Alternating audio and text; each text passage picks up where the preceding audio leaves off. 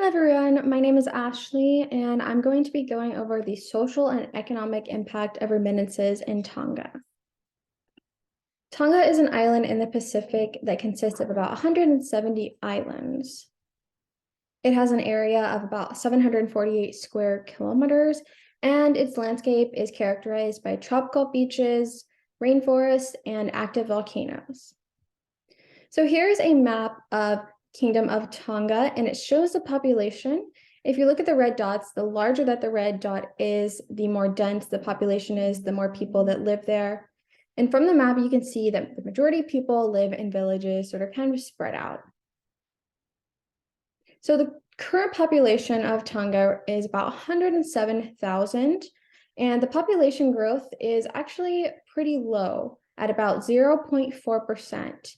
That's the annual growth rate. And just to compare that, an area like the DFW, the growth rate is closer to 2%. And so here is a map of the projected population. There's a red line where 2023 is where we are now. You can see that there's a drastic change over the past years.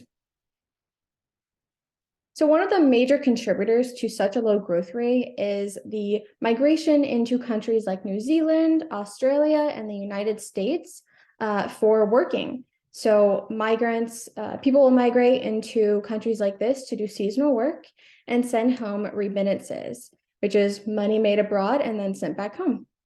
And remittances play a huge role in the Tongan economy. It's estimated that in 2021, about 220 million US dollars were made in remittances that were sent back to Tonga. And it consists of about 45% of the Tongan GDP. And to really compare that, the second highest contributor to the GDP is agriculture. And it's their domestic economic base that they have there at home. And it is about 30% of the GDP. And the majority of that is growing squash, coconut, bananas, and vanilla bean. So another part of the economic sphere in Tonga is a lot of it is non-monetary. And there's manufacturing, such as handicrafts. So if you look at this picture here of these three women creating baskets, doing hand weaving. And then over on the left, we have little displays where people would buy the handicrafts that were made. So who receives remittances? The Pacific Labor Mobility Survey that was conducted in the past few years went around to about 1,000 households in Tongan, and about 83% of those household units were receiving remittances from either a family or friend that was working elsewhere. So the majority. There has been some other sources that say it's closer to 90%. So remittance spending, that same survey looked at what remittances are spent on in Tonga. And 83% said that they spent their remittances on living expenses. So things like food, electricity, transportation. And the second category at 40% was church donations. And we'll get into this in a second, but this is because Tonga is a very religious country. And the third was education at 27%. And that's probably things like uniforms, as you can see in the picture. That is a school in Tonga. So that's usually buying things like uniforms and school lunch boxes, or what else? So like I said, the second highest category was church donations. So from this, we can see that remittances literally support the religion and the religious culture in Tonga. About 60% of the population report being a member of the Church of Jesus Christ of Latter-day Saints in Tonga. And non-essential activities are banned on Sundays, and that's usually when they would go to church. This picture right here is a family leaving a church on Sunday. Gender is also a big part that interacts with remittances.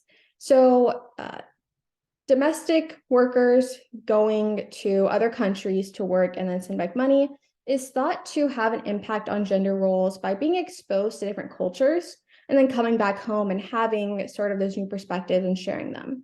But as of now, there hasn't been much research to support that. And so the Pacific Labor Mobility Survey also looked at how gender interacts with this.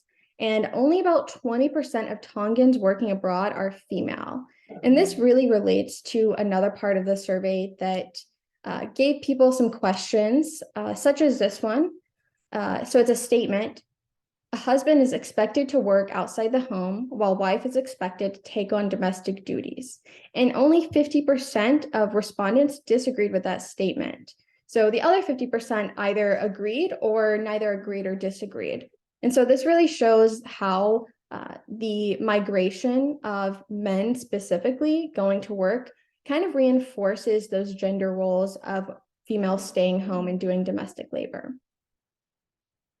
Remittances and climate disaster are also tied together. So a good example is the volcanic eruption that happened in January of 2022, which caused massive tsunamis and waves across all the islands. And there's a total loss of all internet and power. And this was really bad for the majority of Tongans who receive remittances, because now remittances are sent through wire, so through internet. It's a lot safer and easier that way.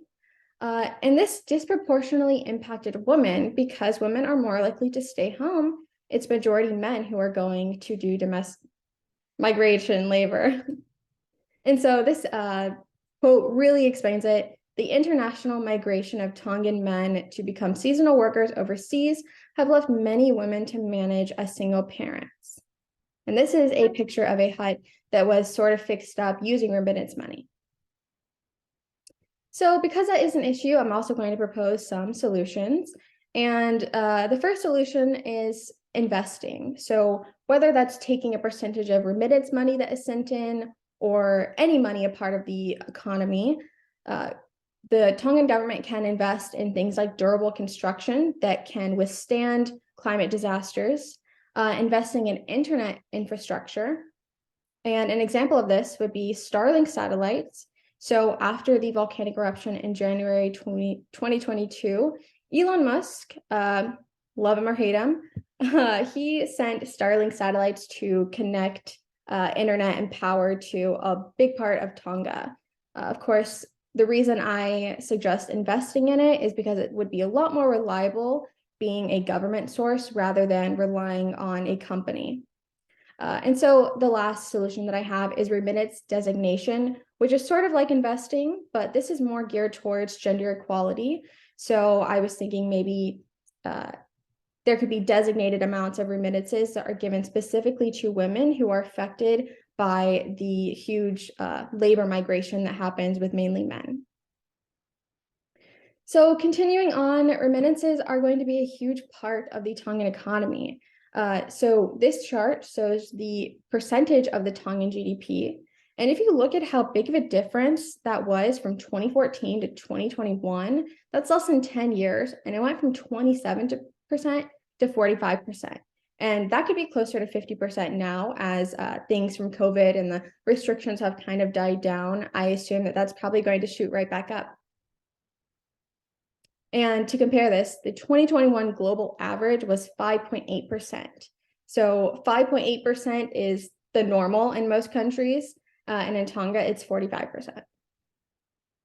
So to wrap it all up, Tonga is remittance dependent. Their economy relies very much on remittances, almost half, and within the next few years, that could be 50% or more.